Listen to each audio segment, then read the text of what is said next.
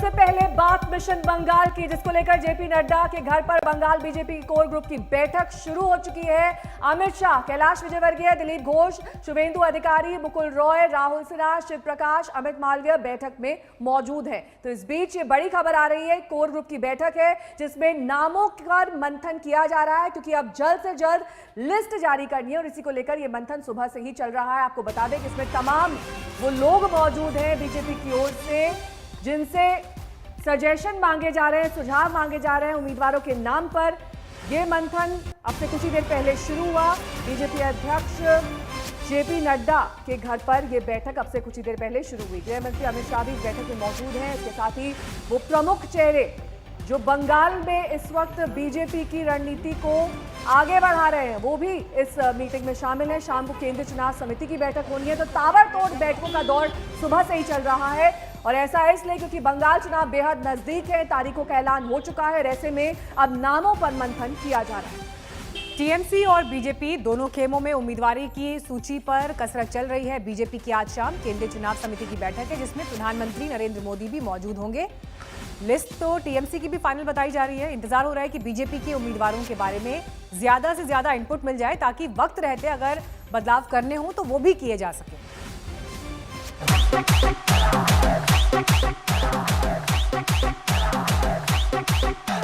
खेला तो हो ही नहीं, खेला तो हो ही। ममता दीदी, मैं कहना चाहता हूँ खेला होवे निश्चयই হবে। আজও করছেন আপনাদের ধমকানি চমকানি আর জেল টেল দেখিয়ে প্লিজ আমাদের ভয় দেখাবেন না। असहिष्णुता, intolerance, thy name is ममता। बंगाल का विकास तब तक संभव नहीं है जब तक यहाँ सिंडिकेट का राज रहेगा। ये जंग परवान चढ़ रही है, घमासान बढ़ रहा है, संघर्ष और संग्राम रफ्तार पर है, लेकिन इस लड़ाई में हिस्सा लेने वाले शूरवीरों पर सस्पेंस है। दिन तेजी से निकल रहे हैं। 27 मार्च की तारीख भी करीब आ रही है। पहले दौर की वोटिंग में सिर्फ 3 हफ्ते का वक्त बाकी है, लेकिन उम्मीदवारों की सूची पर मंथन चल रहा है। बीजेपी में लिस्ट पर आज फाइनल मंथन हो रहा है। केंद्रीय चुनाव समिति की निर्णायक बैठक हो रही है। शाम को एक बड़ी बैठक है जिसमें प्रधानमंत्री नरेंद्र मोदी रहेंगे। हर एक सीट पर 4 से 5 उम्मीदवारों के नाम तय हैं। 1 या 2 दिन में बीजेपी की लिस्ट सामने आ जाएगी। उधर तृणमूल कांग्रेस में भी इंतजारों का दौर चल रहा है। निगाहें बीजेपी की लिस्ट पर हैं और निशाना जीत की संभावना पर। खबर है कि टीएमसी 294 उम्मीदवारों की लिस्ट फाइनल कर चुकी है। टीएमसी बीजेपी की सूची जारी होने का इंतजार कर रही है। टीएमसी को बड़ा खतरा टिकट न पाने वाले विधायकों से लग रहा है। असंतुष्ट विधायकों को बीजेपी अपना उम्मीदवार बना सकती है। देरी दोनों ओर से हो रही है, लेकिन मजे की बात यह है कि उंगलियां भी दोनों तरफ से उठ रही हैं। इस बार तृणमूल इतना डर रहा है, जो जिनका नाम प्रार्थी लिस्ट का घोषणा कर देंगे वो बाद में बीजेपी में न चला है। इसीलिए अभी प्रार्थी लिस्ट घोषणा करने का वादा करके भी, घोषणा करने का निर्णय लेके भी फिर पीछे हट रहा है। इसीलिए बीजेपी का प्रार्थी लिस्ट पहले हो जाए, उसके बाद तृणमूल कांग्रेस करे, ऐसा मंशा लेके चल रहा है। इससे ही पता चलता है तृणमूल कांग्रेस कितना भयभीत है, कितना चिंतित है, बीजेपी से कितना डरे हुए है। टीएमसी से खबर आ रही है कि इस बार मौजूदा विधायकों में से कईयों के टिकट कट सकते हैं। टीएमसी के रणनीतिकार प्रशांत किशोर नए साफ सुथरे चेहरों पर दाव लगाने की तैयारी में हैं। लेकिन टिकट कटे तो विधायकों के लिए बीजेपी में जाने का रास्ता खुला है। दिल्ली से हिमांशु मिश्रा के साथ आज तक ब्यूरो। पश्चिम बंगाल में बीजेपी की क्या होगी चुनावी रणनीति? क्या बीजेपी मुख्यमंत्री पद के लिए किसी चेहरे का नाम सामने लाएगी? इस पर सभी की नजर टिकी हुई है। और बंगाल चुनाव पर आज तक संवाददाता हिमांशु मिश्रा ने केंद्रीय मंत्री नितिन गडकरी से इन तमाम मुद्दों पर खास बात की। हमारे साथ बातचीत करने के लिए केंद्रीय मंत्री नितिन गडकरी। नितिन जी, आप पश्चिम बंगाल के चुनावी दौरे पे जा रहे हैं। चुनाव शुरू हो चुके हैं, लेकिन उससे पहले ही इतने बयानबाजी हो चुकी हैं कि लोग सोच रहे हैं कि पश्चिम बंगाल का चुनाव जो अभी तक नहीं हुआ था वो वैसा हो गया है। ये जुबानी जंग ज्यादा हो गई सियासत से ज्यादा। देखिए, चुनाव जब होता है तो अलग अलग पार्टी अलग अलग प्रकार की बातें होती रहती है। एक बात जरूर है कि हर चुनाव में ही होता है, केवल ये चुनाव में हो रहा है ऐसी बात नहीं है। और अब चुनाव में हर पार्टी को अपनी बात रखने का अधिकार है और इस बार बंगाल की जनता बदलाव के मूड में है और निश्चित रूप से मोदी जी के नेतृत्व में विकास काम देश में हुए हैं, उसके आधार पर बंगाल को भी विकास का डबल इंजन लग जाए। इसके लिए जनता हमें साथ दे रही है, हम जीतेंगे और बंगाल की तस्वीर, बंगाल का विकास करके दिखाएंगे। तो एक सवाल है, बीजेपी की बारात निकल रही है, क्योंकि बारात है, आप इस तरीके के जुमले वन लाइनर बड़ा यूज करते हैं। अभी तक बीजेपी ने डिसाइड नहीं किया कि बारात में दूल्हा कौन होगा, कौन मुख्यमंत्री पद का उम्मीदवार होगा। अभी अब ममता बनर्जी वहाँ है, आपके पास में कोई चेहरा नहीं है, प्रधानमंत्री तो वहाँ मुख्यमंत्री नहीं बनेंगे, अमित शाह नहीं बनेंगे, जेपी नड्डा नहीं बनने वाले, नितिन गडकरी नहीं बनेंगे, तो मुख्यमंत्री कौन होगा? जनता वो कह रही है कि बता दें कौन है वहाँ। हमारे पास दूल्हे ही दूल्हे हैं। जिस दिन शादी का मुहूर्त होगा चुनाव के बाद, उस दिन उस दूल्हे को हम खड़ा कर देंगे। तैयार है? बिल्कुल तैयार है, हमें कोई प्रॉब्लम नहीं है और ऑलरेडी बताया गया है कि बंगाल का ही व्यक्ति मुख्यमंत्री बनेगा। ममता बनर्जी कह रही हैं कि मैं बंगाल की बेटी हूं और ये लोग मेरे बारे में गलत टिप्पणियां कर रहे हैं। देखिए, पहली बात तो ऐसी है कि आपकी पार्टी उन्हें बुआ बता रही है। नहीं, मैं तो इस विवादों में नहीं पढ़ूंगा।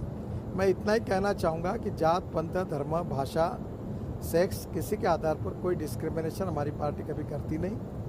हम सब एक देश है, अलग भाषा, अलग वेश, फिर भी हमारा एक देश। यही विचार और हमारा संस्कार है, सबका साथ, सबका विकास। चुनाव होता है, चुनाव की लड़ाई विचारों के आधार पर लड़नी चाहिए, परफॉर्मेंस के आधार पर लड़नी चाहिए, जो कार्य आपने किया उसके आधार पर लड़नी चाहिए।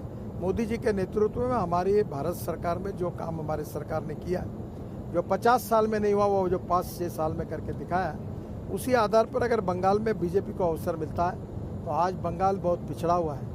बंगाल का विकास नहीं हुआ है जैसा होना चाहिए था। बंगाल में रोड उतने अच्छे नहीं है, बंगाल में पोर्ट्स अच्छे डेवलप हो सकते हैं, बंगाल में उद्योग आने चाहिए, युवाओं को रोजगार मिलना चाहिए, गांव गरीब मजदूर किसान का कल्याण होना चाहिए। इसलिए अपेक्षा के साथ अब लोग बीजेपी की तरफ देख रहे हैं और हम उनकी अपेक्षाएं पूरी करेंगे और हमारी। तो बंगाल के चुनाव में अब सबकी निगाहें नंदीग्राम पर टिकी हुई हैं, क्योंकि ममता बनर्जी ने नंदीग्राम से चुनाव लड़ने का ऐलान कर दिया है। सवाल ये कि क्या शुभेंदु अधिकारी नंदीग्राम के संग्राम में कूदेंगे। शुभेंदु ने नंदीग्राम से चुनाव लड़ने की संभावना पर पहली बार जुबान खोली। उन्होंने ममता को हराने का वादा किया, लेकिन वो नंदीग्राम से ही चुनाव लड़ेंगे, इस पर भी सस्पेंस बना हुआ है।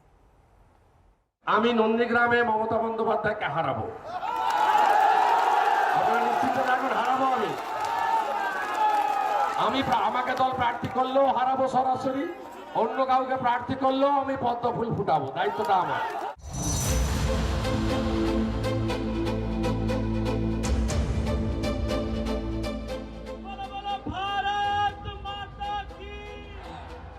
तो क्या नंदीग्राम बनेगा बंगाल के चुनावी भूचाल का एपिसेंटर? আমি নন্দীগ্রামে মমতা বন্দ্যোপাধ্যায়কে হারাবো।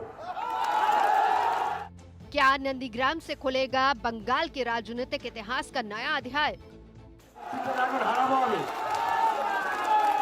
আমি আমাকে দল প্রার্থী করলেও হারাবো সরাসরি, অন্য কাউকে প্রার্থী করলেও আমি পদ্ম ফুল ফুটাবো, দায়িত্বটা আমার।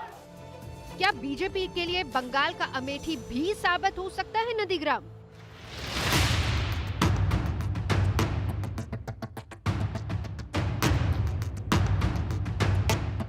नंदीग्राम के चुनावी कुंड में आग धधकने लगी है। दावों की आहुति से, रणनीतियों के हवन से अग्निकुंड को हवा दी जा रही है। अब तक अटकलें थी, अनुमान था, पर अब पहली बार शुभेंदु अधिकारी ने हुंकार भरी है।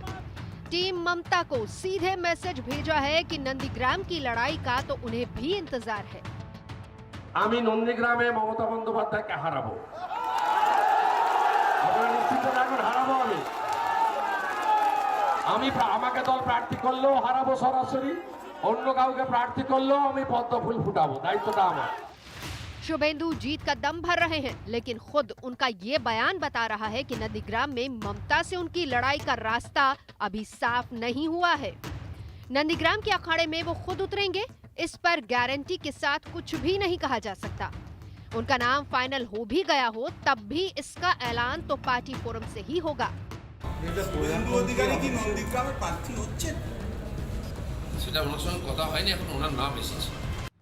हो सकता है कि बीजेपी उधेड़ बुन में हो, हो सकता है कि शुभेंदु को नंदीग्राम से उतारने पर उठने वाले सवालों के जवाब अब तक न मिल पाए हो सकता है कि शुभेंदु को लेकर जोखिम ज्यादा दिख रहा हो, लेकिन ममता बनर्जी किसी कंफ्यूजन में नहीं है। नंदीग्राम से लड़ने का उनका ऐलान डंके की चोट पर हो चुका है। नंदीग्राम सीट एमनिते এটা জেনারেল সিট, কাজেই কোনো অসুবিধা নেই। এমনকি আমি যদি নন্দীগ্রামে দাঁড়াই কেমন হয়, এটা আমার ইচ্ছা হয়েছে, আমার মনোবাসনা। ভবানীপুরকেও আমি নেগলেক্ট করছি না, ভবানীপুরেও আমি ভালো প্রার্থী দেবো, ওটাও আমার ভালোবাসার জায়গা। বক্সিকে বলবো নন্দীগ্রামেও আমার নামটা যেন থাকে। नंदीग्राम सिर्फ एक विधानसभा सीट नहीं, विचारधाराओं का कुरुक्षेत्र भी है। इसी नंदीग्राम से बंगाल की राजनीति में ममता का सूर्योदय हुआ। नंदीग्राम ने ममता को फाइटर बनाया, वो कद वो रुतबा दिया कि वो बंगाल की राजनीति में कदम बढ़ाती चली गई और इस सफर में उनका दायां हाथ रहे शुभेंदु अधिकारी। तो अब अगर शुभेंदु नंदीग्राम में ममता के सामने खड़े होते हैं तो यकीन मानिए कि इस जंग का रोमांच इंदिरा बनाम राजनारायण, अमिताभ बनाम बहुगुणा, सोनिया बनाम सुषमा और राहुल बनाम स्मृति ईरानी की जंग से कम नहीं होगा।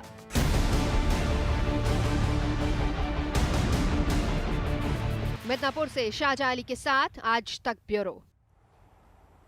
तो मीनाक्षी, सवाल ये है कि ममता के खिलाफ शुभेंदु को उतारना बीजेपी की मजबूरी है? क्या नंदीग्राम की जंग के लिए शुभेंदु इतने जरूरी हैं कि बीजेपी उन्हें नजरअंदाज नहीं कर सकती? इस सवाल का जवाब जानने के लिए हम आपको नंदीग्राम के 3 चुनावी नतीजे इस वक्त दिखा रहे हैं। 2016 के चुनाव में शुभेंदु अधिकारी ने टीएमसी के टिकट पर भारी अंतर से ये सीट जीती थी।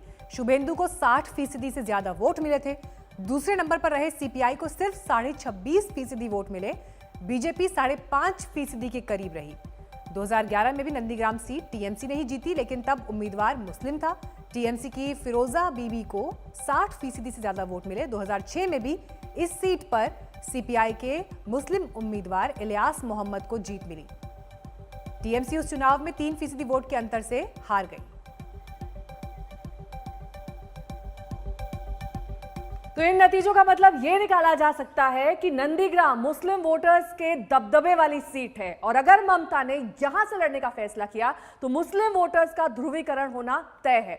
आपको यह भी बता दें कि उन्हें चुनौती दे सकते हैं तो सिर्फ शुभेंदु अधिकारी। साथ ही आपको यह भी बता दें कि जिस तरीके से बंगाल का संग्राम शुरू हो चुका है उसमें नंदीग्राम पर सबकी नजर टिकी हुई है। पश्चिम बंगाल का चुनाव सिर्फ नेताओं के बीच नहीं लड़ा जा रहा, इसमें बांग्ला फिल्मों के सितारे भी बढ़ चढ़कर शिरकत कर रहे हैं। कुल मिलाकर बंगाल की चुनावी लड़ाई में सितारों का जबरदस्त जमघट लगा है और इस लिहाज से ये लड़ाई ग्लैमर से भी भरपूर हो गई है।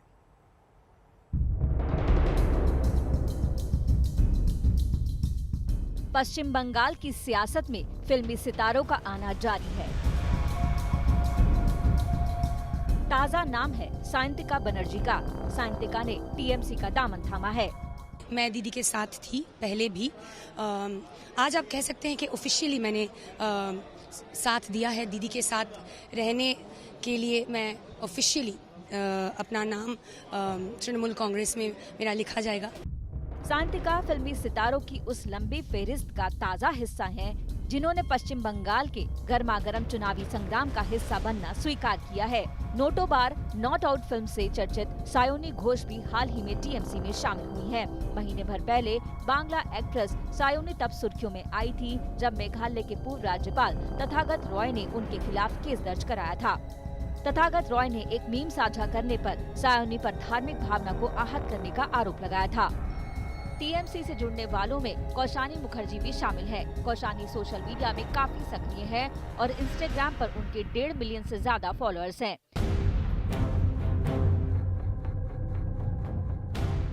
लेकिन बीजेपी की झोली भी खाली नहीं है, वहाँ भी सितारों की कमी नहीं है। लव स्टोरी, वक्त, लेडीज स्पेशल जैसी कई हिट फिल्में देने वाली पायल सरकार ने बीजेपी का कमल थामा है। फेसबुक पर पायल के 30 लाख फॉलोअर्स हैं। तो इसमें ग्रुपिज्म का कोई सवाल है नहीं, ये मेरा अपना चॉइस है। ये मैं करना चाहती हूँ जो मुझे लगता है कि मुझे अच्छा लगेगा, अगर मैं लोगों के लिए कुछ कर पाऊँ और अगर मुझे लोगों का सपोर्ट मिले, लोगों का और आशीर्वाद और प्यार मिले। टॉलीवुड एक्ट्रेस श्रावंती चैटर्जी भी बीजेपी का दामन थाम चुकी हैं। बाल कलाकार के रूप में फिल्मी करियर शुरू करने वाली श्रावंती के भी सोशल मीडिया पर लाखों फॉलोअर हैं। মানে আমাদের ভারতীয় জনতা পার্টিকে যে আমাকে যোগ্য মনে করেছেন তাদের পরিবারের একজন সদস্য হওয়ার। Thank you so much. लेकिन बंगाली फिल्मों से जो लोग बीजेपी में आए हैं उनमें सबसे बड़ा नाम यशदास गुप्ता का है। यश बंगाल के घर घर का जाना पहचाना नाम है। गैंगस्टर, बंदनी और बसेरा जैसी हिट फिल्मों में उन्होंने काम किया है। टीएमसी सांसद नुसरत जहां के करीबियों में वो रहे हैं। ऐसे में उनका बीजेपी में आना चर्चा का विषय रहा है। ना वो मुझे कहेंगी ना मैं उन्हें कहूँगा। हर बात पे हमें सेम पेज में होने की ज़रूरत नहीं है। अलग विचारधाराएं हो ही सकती है और उस चीज़ की इज्जत मैं करता हूँ। साफ है बंगाल की सियासत में स्टार वॉर जारी है। बीजेपी हो या टीएमसी, सितारों की कमी नहीं। आज तक ब्यूरो। नमस्कार, मैं हूं अंजना ओम कश्यप। हमें उम्मीद है ये वीडियो आपको पसंद आया होगा। लेटेस्ट खबरों के लिए यूं ही देखते रहिए आज तक और इस वीडियो के पसंद आने पर लाइक, शेयर एंड सब्सक्राइब करना ना भूलें।